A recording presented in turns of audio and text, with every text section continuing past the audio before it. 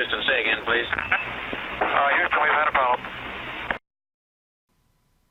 Hey there folks, welcome you all to 2020 people. A brand new year has caught up with us. A brand new decade has caught up with us people. Yes, it has. Happy New Year to you all. I hope you've had a wonderful festive break. I still have a few days to enjoy before I go back to work. And it is a Friday people. So it is, yes it is, the first Flagons Up Friday of the year and also of the decade.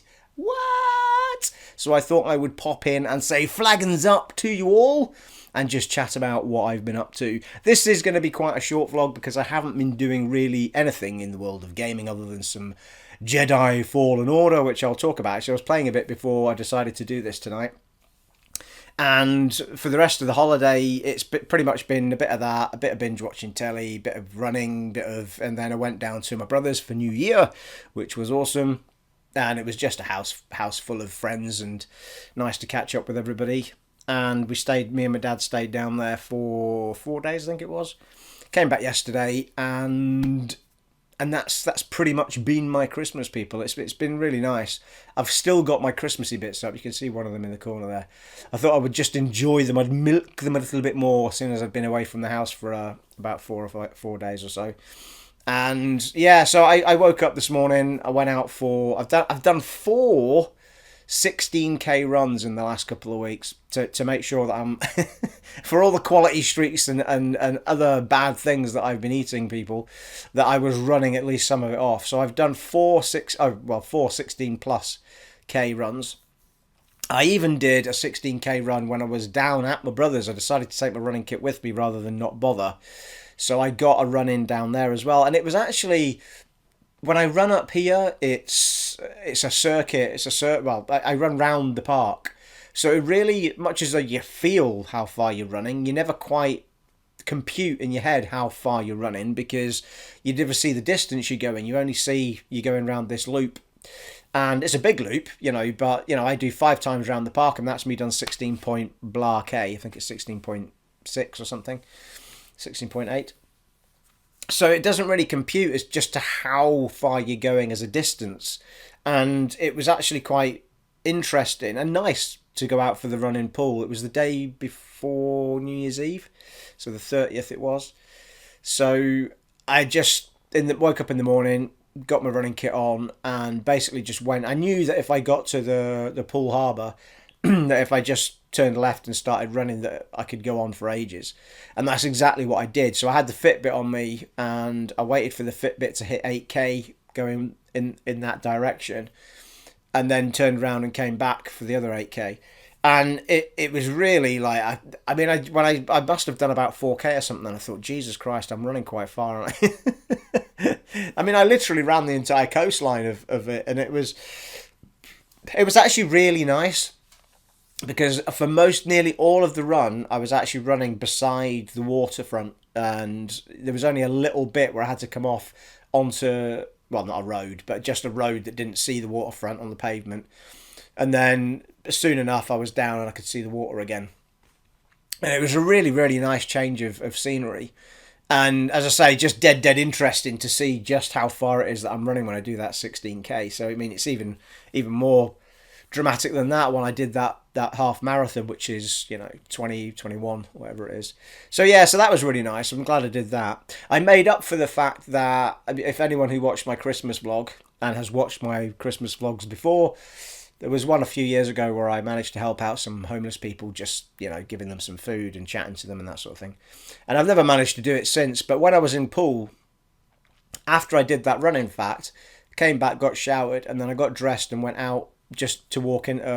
I needed to get a head shave and stuff like that, and just potter about the shops. And as I was walking up the main street after the head shave, I thought I was absolutely ravenous by this point, because of the run. And all I could think of was there must be a Greggs here somewhere. I can get a couple of sausage rolls. And it was quite a long walk actually from where I was to the Greggs, but I just kept dondering along, seeing what was what, because I'm not that familiar with Poole Town anyway. So anyway, as I was walking up, there was a homeless guy with a dog. He was the only homeless person I saw, to be fair. And as I spotted him, I thought I might take the opportunity to help him out and get him something from Greggs as well. So when I went into Greggs, I got, instead of just 2 sausage rolls for myself, I got 4. And then on the way back up, there was actually a wall where I could sit and eat, and he was just up from it. So before I ate mine, I walked over to him and sort of knelt down, chatted away to him, just said, "You fancy a couple of sausage rolls?" And he was made up because he could share them with the dog as well. So, you know, I only chatted to him for a few minutes, but, you know, nice bloke. And he'd been homeless sort of all over the place. He'd been, because I was chatting to him about the fact that at least he gets the milder weather in Bournemouth, and he's like, "Yeah, that's exactly why I'm down here," because he's been like Blackpool and Edinburgh and found those places really cold. And obviously at some point he's thought, well, if I'm going to be homeless, I might as well be homeless where it's slightly warmer. So fair play to him. So I feel like I did sort of extend that little bit of love out to a homeless person that I saw, and I might do a bit more of that as life carries on, as we all should, people, you know. And as I said in the vlog with the when I did the same thing with the girls that I'd seen on Princess Street that were all out and homeless. There was about 3 of them, I think. And you know, it's just the biggest nicety is someone just taking time out and chatting to them half the time just to make them feel human, you know. They just get ignored for nearly all the day. So anyway, so I gave him the sausage rolls and popped a pound into his hat and off I went. So, you know, he seemed made up with that. So there you are. So that was my little trip down to Poole. We had the New Year's Eve and a very bad hangover on New Year's Day. We're still going on with the beard, people. I'm still cracking on with it. It's coming along.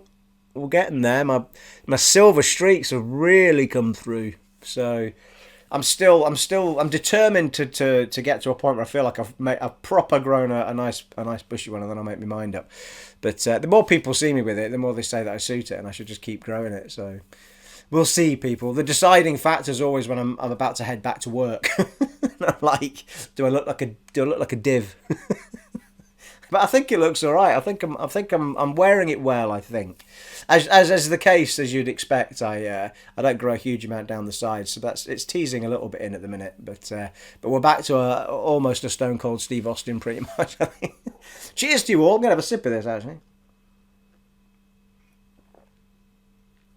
Oh, I can't believe I had that. A nice little Friday, a nice little Flagons Up Friday before I have to go back to work, people. Just bringing you the joy, even if it's not about gaming, you know. Although we will talk about gaming a little bit. So, I have to say though, right, let's get on to Jedi Fallen Order. Because I've gone on and on about this game, and I cannot tell you enough how much fun I'm having with that game. And I know I've been a bit stop-start with it, but it's the first game in a long time that I just won't let die or not let finish. And it's not an easy game in places. If you're playing, I mean, you can drop the difficulty. I'm only playing it on what would be considered normal, but you can drop it down to an easier level. But there's been a couple of boss fights where I've been like, Jesus Christ. And I had one, and then I started sort of cruising with it a little bit because I was kind of getting the feel for it. But I just had a boss fight. It was a massive bird creature. I can't remember its name now. Oh my God, like it. It took me about 4 attempts, I think, to actually get the swing of it. And there was a pattern to it. And it was very Bloodborne-y as far as it kind of became an enemy you didn't want to lock onto, because the minute you locked onto it, you were too restricted in moving around, because you had to roll, you had to dodge, you had to double jump, you had to do all sorts of stuff to get around these sort of moves that crept in as the fight went on. And it had a massive red health bar at the top. It was like, Jesus. But I did manage that. It felt really good, but I got that proper buzz, you know, like you do when you're playing the Bloodborne and Dark Souls games. When you beat a boss, I actually got that feeling when I beat it. And yeah, it was fantastic. It was really, really cool. And the game drip feeds you really cool and fun stuff, you know. It'll drip feed you little items that will help you work your way around the areas and gives you a reason to go back to the areas you've already been to, because as you find these things, they give you access to other places you couldn't get to. And it's just really, really clever. At the moment, the Jedi Fallen Order is my game of the year for last year, because it is just bringing me so much joy and fun and a challenge. And something that I really, I know already that when I finish that game at some point in the future, I'm going to come back and I'm going to play that game again, and I might try it on a harder difficulty. And it's kind of teasing me in to try, because of its fighting style, it's teasing me in to try Sekiro. I think I talked about it before, but it's teasing me in to try Sekiro again because it's a similar idea where there's a sort of stamina bar that you've got to get down before you can take health off, and you can't just back away from enemies. You've got to keep going at them in order to get that stamina bar down so you can take off health. And you've got to be riposting, and you've got to be timing your hits. And so it is, in that regard, it's more Sekiro than it is Bloodborne in its battle mechanic. But it is giving me that taste to want to go and give Sekiro another little try. But, the painful part of Sekiro is, as always with those things, is it's you do all right. You get your head around the standard enemies, but it's the little mini bosses and bosses that just destroy you. Because you don't get a chance. I mean, that bird fight I just did in Jedi Fallen Order, there's a little bit of a run back, but it's tiny. You just jump down a few ledges and you're back to where the fight was. With something like Sekiro, like all the Souls games as well, sometimes you've got this huge run back through enemies and stuff, which is it aggravates you because you don't get a chance to get any kind of rhythm going to practice what the pattern might be and stuff. So it becomes a bit more frustrating. I mean, you can, but it's a more frustrating mechanism. But I can't tell you how much I'm loving Jedi Fallen Order, and it is not like, for anyone who's watched any gameplay on it, it doesn't feel like, yeah, all right, you do. It does feel a little Tomb Raider-y in places because you are discovering and you're doing puzzles, but the whole mix of gameplay in that game is just so clever. Like, you've got your climbing. The climbing in itself is actually, as you go on with the game, becomes more interesting. Because you've got things you have to do with the double jump once you get double jump, and you've got. I've just picked up something that lets me climb different types of surfaces, and lets me climb faster, and opens up new areas, and everything it gives you, it makes it more interesting, and you have to remember to try and use it all with the next puzzle or the next area you're trying to get through. And it isn't a level that would annoy anybody that severely. There's been a couple of, I did one tonight where you had to push force or pull force. You could do it either way. It was like a swinging bit of wall with the bit you can hang on to on it. So you had to swing it another way so you could grab that and grab the bit above it because you couldn't jump that high.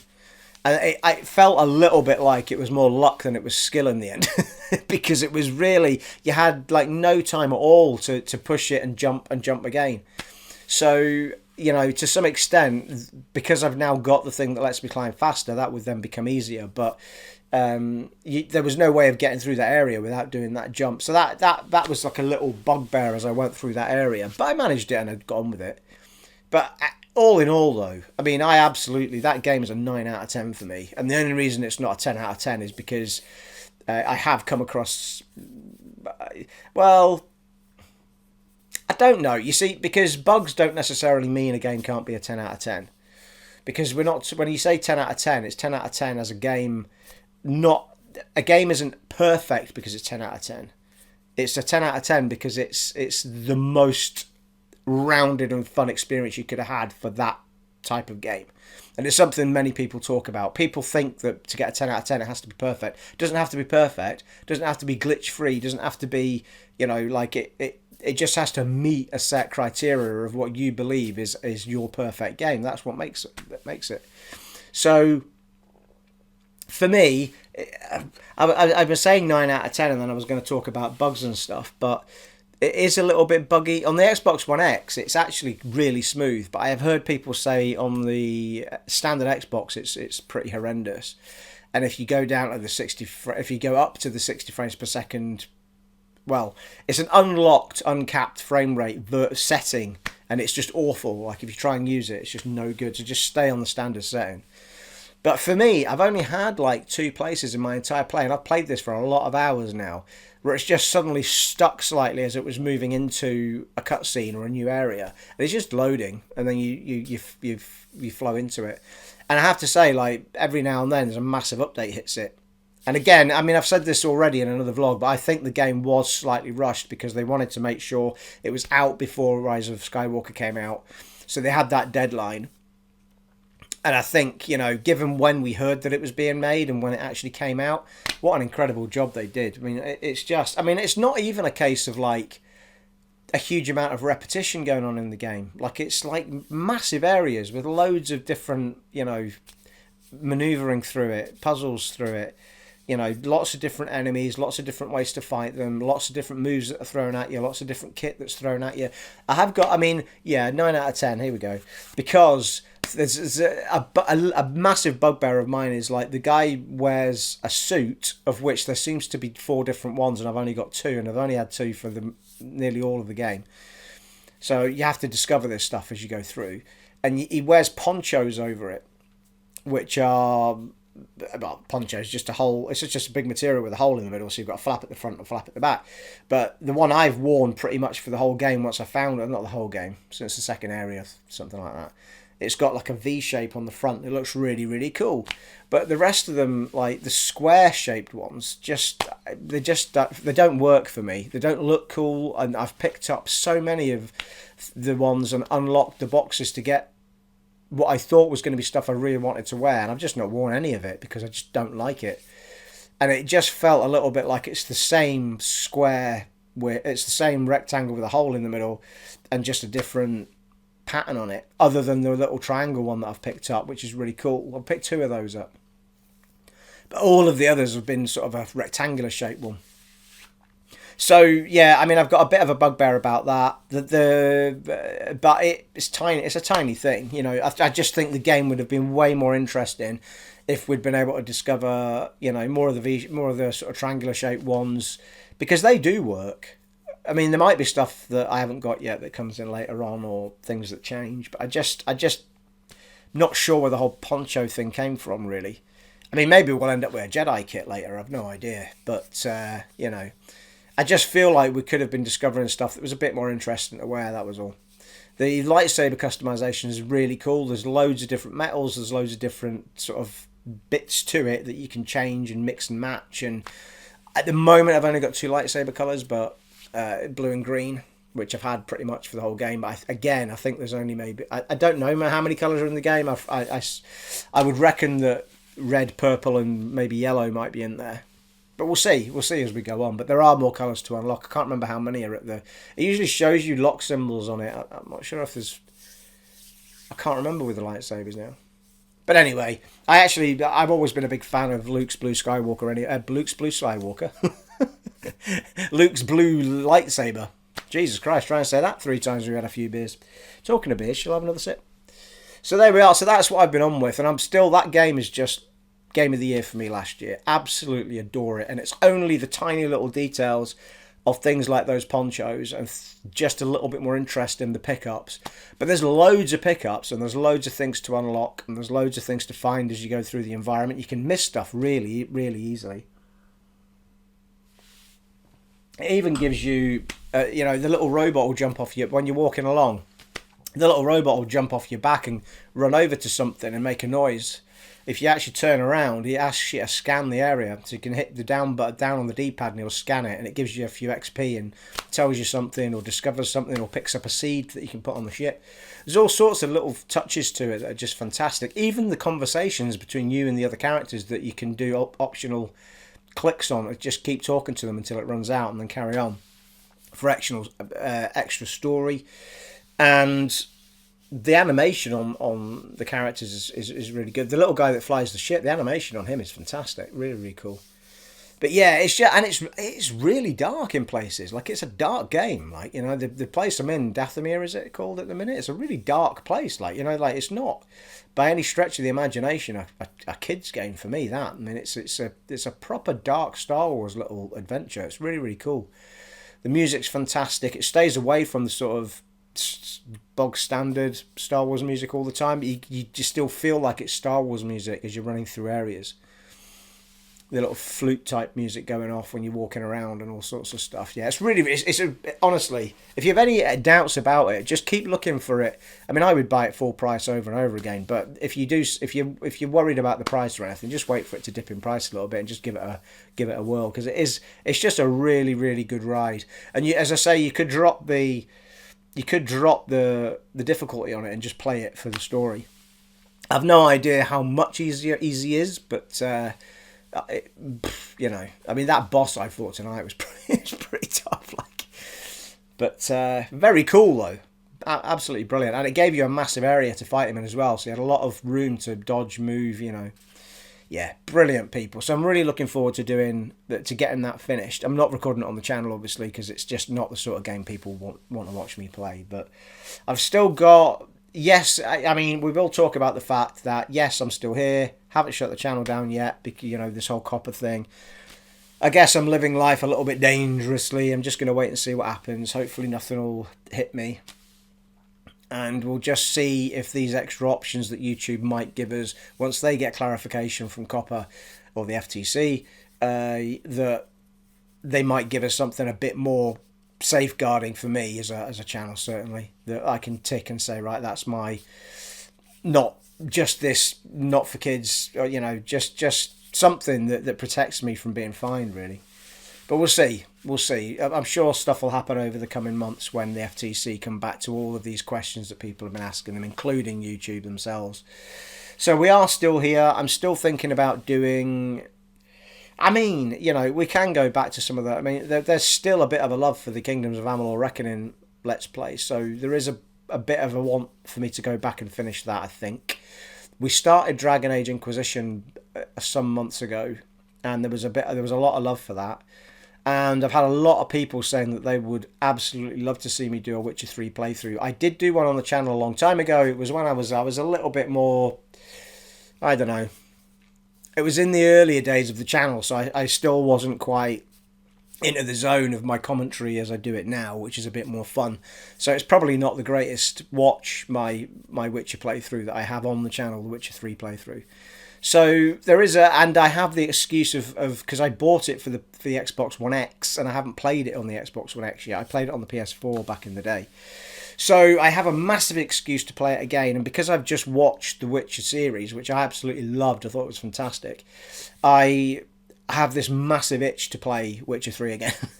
So I may well do a bit of dabbling in that. But I have no time scheduled yet, and so I'm not going to tell you when I'll post anything up. But I do have these ideas in my head about doing some more recording for you guys. In the meantime, I will continue to do the Flagons Up Friday and what have you vlogs. And that's pretty much all I have. I just wanted to pop in and say Happy New Year to you all. Flagons up to you all. Should we do it again? Flagons up to you all. F you, everybody. I love that. We'll have to sort some t-shirts out, won't we, eh? I do love this t-shirt. A little Final Fantasy 9 number. Zin is in Zidane at the front and... well, Zidane anyway. I can't remember the rest of them. Oh, Vivi. Zidane, Vivi. Can't remember the girl's name. Can't remember their name. It's been a while since I played it.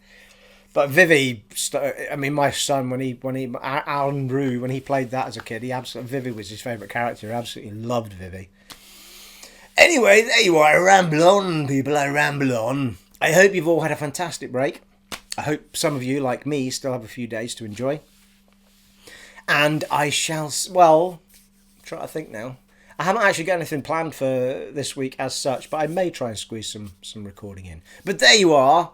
It has been an honour and a privilege serving for you once again in this vlog of a brand new year and a brand new decade once again. And I shall see you all next time, folks. Take it easy. Bye.